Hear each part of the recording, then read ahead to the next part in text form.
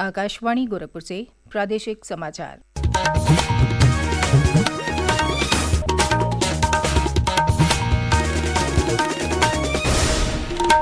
नमस्कार। समाचार बुलेटिन के साथ मैं सुकीर्ति अस्थाना। पहले मुख्य समाचार। मुख्यमंत्री योगी आदित्यनाथ ने बाढ़ की आशंका वाले क्षेत्रों की तैयारियों की समीक्षा की। कहा, बाढ़ से निपटने के लिए युद्ध स्तर पर हों तैयारियां। वायुसेना के प्रमुख air chief marshal AP Singh ने कहा कि भारत ने ऑपरेशन सिंदूर के तहत पाकिस्तान के 5 लड़ाकू विमानों और 1 अवाक्स विमान को मार गिराया। भारतीय रेलवे ने यात्रियों के लिए राउंड ट्रिप पैकेज स्कीम का किया ऐलान। आने और जाने का कंफर्म टिकट एक साथ बुक कराने पर वापसी की यात्रा के बेस किराए में मिलेगी 20% की छूट। और हर घर तिरंगा अभियान के तहत आज से प्रदेश के सभी मंडलों में भारतीय जनता पार्टी निकालेगी तिरंगा यात्रा। और अब समाचार विस्तार से। मुख्यमंत्री योगी आदित्यनाथ कल गोरखपुर के दौरे पर पहुंचे। इस दौरान उन्होंने गोरखनाथ मंदिर के सभाकक्ष में बाढ़ की आशंका वाले क्षेत्रों में बचाव और राहत कार्यों की समीक्षा की। एक रिपोर्ट। मुख्यमंत्री योगी आदित्यनाथ ने अधिकारियों को निर्देशित किया है कि बाढ़ की आशंका वाले क्षेत्रों में बचाव और राहत कार्यों को लेकर तैयारियों में किसी भी तरह की शिथिलता नहीं होनी चाहिए। तैयारियां युद्ध स्तरीय होनी चाहिए, जनता को किसी तरह की परेशानी न होने पाए। मंदिर में बैठक करने से पूर्व मुख्यमंत्री ने जिले और शहर का हवाई सर्वेक्षण भी किया। समाचार कक्ष से विवेक सिंह। मुख्यमंत्री ने कहा कि बाढ़ बचाव और राहत कार्यों को लेकर पर्याप्त संख्या में नावों की व्यवस्था करने के साथ बाढ़ चौकियों, राहत केंद्रों और राहत शिविरों को क्रियाशील करने की तैयारी पूरी होनी चाहिए। उधर प्रदेश में लगातार बारिश और बांधों से पानी छोड़े जाने के कारण कई नदियां उफान पर हैं। राज्य के 24 जिले बाढ़ की चपेट में हैं। मुरादाबाद जनपद की 3 तहसीलों के 67 गांव में नदियों का जलस्तर बढ़ने के कारण बाढ़ की स्थिति उत्पन्न होने के मद्देनजर आपातकालीन चिकित्सा सेवा के तहत जिला प्रशासन ने बोट एम्बुलेंस शुरू कर दी है। ये बोट एम्बुलेंस बाढ़ प्रभावित गांवों और क्षेत्रों में बाढ़ से घिरे लोगों को चिकित्सा सेवा उपलब्ध कराएगी। बाराबंकी में घाघरा और अयोध्या में सरयू नदियों का जलस्तर स्थिर है। जिला प्रशासन ने बाढ़ चौकियों को सतर्क कर दिया है और स्थानीय लोगों को सावधानी बरतने के निर्देश दिए हैं।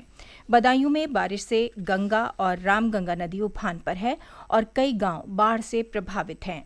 एक रिपोर्ट। नरौरा बैराज और बिजनौर से पानी छोड़े जाने के बाद बदायूं जिले में गंगा और रामगंगा नदियां उफान पर हैं। बदायूं के कशला गंगा घाट का जल स्तर खतरे के निशान से ऊपर बह रहा है। गंगा किनारे बसे हुसैनपुर खेड़ा, ढकनगला, चंदनपुर, पिपरौल, खजुरारा, भैंसोरा, सरौता, पंखिया नगला, बहरन नगला, ननाखेड़ा आदि गाँव में बाढ़ के पानी ने दस्तक दे दी है। इधर रामगंगा नदी किनारे के कई गाँव के आसपास बाढ़ का पानी पहुँच गया है। जिलाधिकारी अवनीश राय लगातार बाढ़ प्रभावित क्षेत्रों का दौरा कर रहे हैं और प्रभावित ग्रामीणों को मदद मुहैया करा रहे हैं। प्रशासन की तरफ से गंगा रामगंगा किनारे के गांव में अलर्ट घोषित किया गया है। मोहम्मद नईम, आकाशवाणी समाचार, बदायूं। बलिया में गंगा, सरयू और टोंस नदियों के उफान से जिले के 92 गांव बाढ़ की चपेट में आ गए हैं। एक रिपोर्ट। बलिया जिले में गंगा और सरयू, घाघरा और टोंस नदियों का जल स्तर खतरे के निशान से ऊपर पहुंच गया है। नदियों के उफान से जिले के 92 गांव बाढ़ की चपेट में आ गए हैं। तुर्ती पार में भी घाघरा नदी का जल स्तर खतरा बिंदु से ऊपर बहने के कारण अगल बगल के लोग प्रभावित हो गए हैं। जिलाधिकारी मंगला प्रसाद सिंह और पुलिस अधीक्षक ओमवीर सिंह बाढ़ क्षेत्र का दौरा कर रहे हैं। बाढ़ में तहसील सदर और तहसील बैरिया के 92 गाँव प्रभावित हुए हैं। बाढ़ प्रभावित क्षेत्रों में लोगों की आवाजाही के लिए 375 नावें चलाई जा रही हैं। इसके अलावा एसडीआरएफ, फ्लड पीएसी और एनडीआरएफ की टीमें भी तैनात हैं। बिजली आपूर्ति बाधित होने के कारण जनरेटर से प्रकाश व्यवस्था सुनिश्चित की गई है। विनय कुमार, आकाशवाणी समाचार, बलिया। भारत ने ऑपरेशन सिंदूर के दौरान पाकिस्तान के 5 लड़ाकू विमान मार गिराए। बेंगलुरु में कल आयोजित एक कार्यक्रम में वायुसेना प्रमुख air chief marshal AP Singh ने ये जानकारी देते हुए बताया कि भारत ने पाकिस्तानी वायुसेना के 5 विमान और 1 अवाक्स विमान मार गिराया था। उन्होंने शाहबाज जैकबाबाद हवाई अड्डे पर हुए हमलों का भी जिक्र किया, जिसमें भारतीय मिसाइलों ने F-16 जैसे कुछ विमानों को नष्ट कर दिया था। Air chief marshal Shri Singh ने बताया कि भारतीय हमले सोच समझकर किए गए थे और तीनों सेनाओं के बीच पूर्ण समन्वय था। उत्तर प्रदेश के उप मुख्यमंत्री ब्रजेश पाठक ने उत्तर प्रदेश विधानसभा के आगामी मानसून सत्र पर कहा कि प्रधानमंत्री नरेंद्र मोदी के विकसित भारत के संकल्प को पूरा करने के लिए उत्तर प्रदेश कंधे से कंधा मिलाकर काम कर रहा है। इसके लिए सभी विभागों के मंत्रियों ने एजेंडा तैयार किया है, जिसके बारे में चर्चा की जाएगी और सभी विधायक इस चर्चा में प्रतिभाग करेंगे। प्रादेशिक समाचार आप आकाशवाणी गोरखपुर से सुन रहे हैं। ये समाचार बुलेटिन हमारे YouTube channel AIR news Gorakhpur और एक्स हैंडल AIR न्यूज़_GKP पर भी उपलब्ध है। भारतीय रेल ने यात्रियों के लिए राउंड ट्रिप पैकेज स्कीम का ऐलान किया है, जिसके तहत आने और जाने का टिकट एक साथ बुक कराने पर वापसी की यात्रा के बेस किराए में यात्रियों को 20% छूट मिलेगी। ये योजना फिलहाल प्रायोगिक तौर पर लागू की जाएगी ताकि इसके असर और यात्रियों की प्रतिक्रिया का आकलन किया जा सके।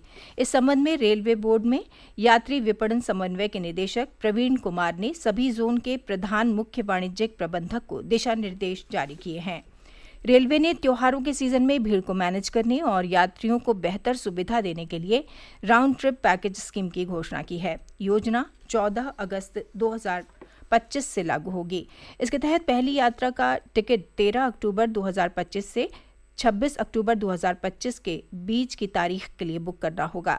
इसके बाद वापसी का टिकट 17 नवंबर 2025 से 1 दिसंबर 2025 के बीच की तारीख के लिए कनेक्टिंग जर्नी फीचर के जरिए बुक करना होगा। इस स्कीम में छूट तभी मिलेगी जब दोनों तरफ का टिकट एक ही यात्री के नाम से हो और कंफर्म हो। हर घर तिरंगा अभियान के तहत भारतीय जनता पार्टी आज से सभी मंडलों में तिरंगा यात्रा निकालेगी। ये यात्रा 12 अगस्त तक चलेगी। भाजपा ने तिरंगा यात्रा के आयोजन की जिम्मेदारी युवा मोर्चा और महिला मोर्चा को दी है। इस यात्रा में आम जनता की अधिक से अधिक भागीदारी सुनिश्चित करने के लिए पार्टी कार्यकर्ताओं को निर्देश दिए गए हैं। तिरंगा यात्रा का आयोजन 1 से 2 किलोमीटर तक होगा। ये यात्रा मंडल में स्थित शहीद स्मारक से शुरू होकर शहर के प्रमुख स्थलों से होकर गुजरेगी। राज्य सरकार की विकासोन्मुखी और व्यवहारिक नीतियों से प्रदेश के महत्वपूर्ण धार्मिक नगरों में हस्तकला आधारित पर्यटन को नया आयाम मिल रहा है। एक रिपोर्ट। देश विदेश के सैलानी काशी, अयोध्या और प्रयागराज जैसे धार्मिक स्थलों के साथ साथ हस्तकला की दृष्टि से महत्वपूर्ण मिर्जापुर, आगरा, भदोही और वाराणसी भी जा रहे हैं। वहां सैलानियों के पहुंचने से स्थानीय कारीगरों को सीधे फायदा हो रहा है और पर्यटन आधारित अर्थव्यवस्था मजबूत हो रही है। पर्यटकों को दस्तकारों को काम करते देखना, बारीक डिजाइन और परंपरागत बुनाई तकनीक को समझना एक अलग अनुभव देता है। इन जगहों पर सैलानियों की बढ़ती संख्या न सिर्फ हमारी सांस्कृतिक विरासत को उजागर कर रही है, बल्कि स्थानीय कारीगरों और व्यवसायों के लिए भी नई उम्मीद जगा रही है। इन स्थानों पर कालीन, मूर्तिकला और प्रधानों का सालाना टर्नओवर लगातार बढ़ रहा है। सैलानियों की बराबर आवाजाही के मद्देनजर राज्य सरकार पर्यटन स्थलों पर सुविधाओं का विस्तार कर रही है और स्थानीय पर्यटन इंफ्रास्ट्रक्चर बनाने में लगी हुई है। समाचार कक्ष से फजल इनाम। प्रदेश के 27 जिलों में आज से फाइलेरिया से बचाव की दवा खिलाने का अभियान चलाया जाएगा। सर्वजन दवा सेवन MDA नामक ये अभियान 103 ब्लॉक में चलेगा। गोरखपुर जिले में कल इससे संबंधित एक मीडिया कार्यशाला का आयोजन किया गया, जिसमें एम्स गोरखपुर, स्वास्थ्य विभाग और अन्य विषय विशेषज्ञों ने अभियान की महत्ता के बारे में विस्तार से चर्चा की। भारतीय अंतरिक्ष अनुसंधान संगठन इसरो के वैज्ञानिकों ने श्री काशी विश्वनाथ मंदिर में बाबा श्री काशी विश्वनाथ के दर्शन पूजन के साथ रुद्राभिषेक अनुष्ठान किया। इसरो के वैज्ञानिकों का ये दल भारतीय अंतरिक्ष कार्यक्रम के चंद्रयान अभियान का महत्वपूर्ण हिस्सा रहा है। इस अवसर पर इसरो के वैज्ञानिक दल ने श्री काशी विश्वनाथ मंदिर न्यास के मुख्य कार्यपालक अधिकारी विश्वभूषण मिश्र को चंद्रयान की प्रतिकृति भेंट की।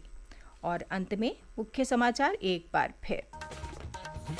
मुख्यमंत्री योगी आदित्यनाथ ने बाढ़ की आशंका वाले क्षेत्रों की तैयारियों की समीक्षा की। कहा, बाढ़ से निपटने के लिए युद्ध स्तर पर हों तैयारियां। वायुसेना के प्रमुख air chief marshal AP Singh ने कहा कि भारत ने ऑपरेशन सिंदूर के तहत पाकिस्तान के 5 लड़ाकू विमानों और 1 अवाक्स विमान को मार गिराया। भारतीय रेलवे ने यात्रियों के लिए राउंड ट्रिप पैकेज स्कीम का किया ऐलान। आने और जाने का कंफर्म टिकट एक साथ बुक कराने पर वापसी की यात्रा के बेस किराए में मिलेगी 20% की छूट।